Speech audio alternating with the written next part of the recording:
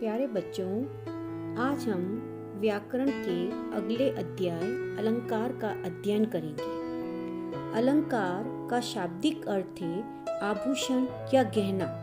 परिभाषा: काव्य की शोभा बढ़ाने वाले शब्दों को अलंकार कहते हैं। जिस प्रकार आभूषण नारी के सौंदर्य में वृद्धि करते हैं, उसी प्रकार अलंकार काव्य की शोभा वृद्धि में सहायक होते हैं।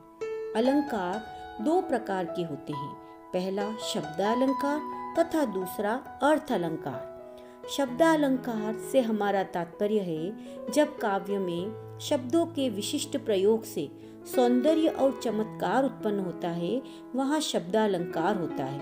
तथा अर्थालंकार जब काव्य में अर्थ के कारण सौंदर्य या चमत्कार उत्पन्न होता है, वहाँ अर्थालंकार होता है। शब्दालंकार के अंतर्गत यदि उस शब्द की जगह उसका पर्यायवाची शब्द रख दिया जाए तो उसका सौंदर्य समाप्त हो जाता है।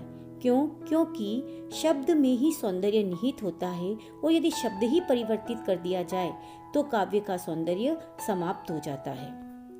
शब्दालंकार तीन प्रकार के हम अध्ययन करेंगे: अनुप्रास अलंकार, यमक अलंकार और श्लेष अलंकार।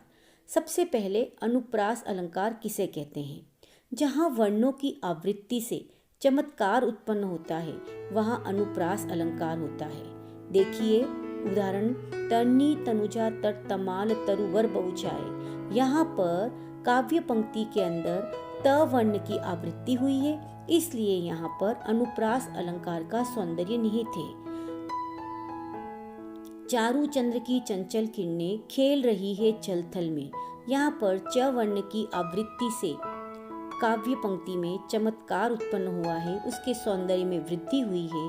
वर्ण की आवृत्ति के कारण यहाँ पर भी अनुप्रास अलंकार का सौंदर्य निहित है, च और ल वर्ण की आवृत्ति के कारण। अब है अगला अलंकार यमक अलंकार। यमक अलंकार जब काव्य में कोई दो शब्द एक से अधिक बार आए और उनके अर्थ अलग अलग हो तो उसे यमक अलंकार कहते हैं।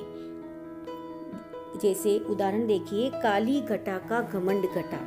यहाँ पर इस पंक्ति में घटा शब्द दो बार आया है, परंतु दोनों ही बार इसका अर्थ अलग है।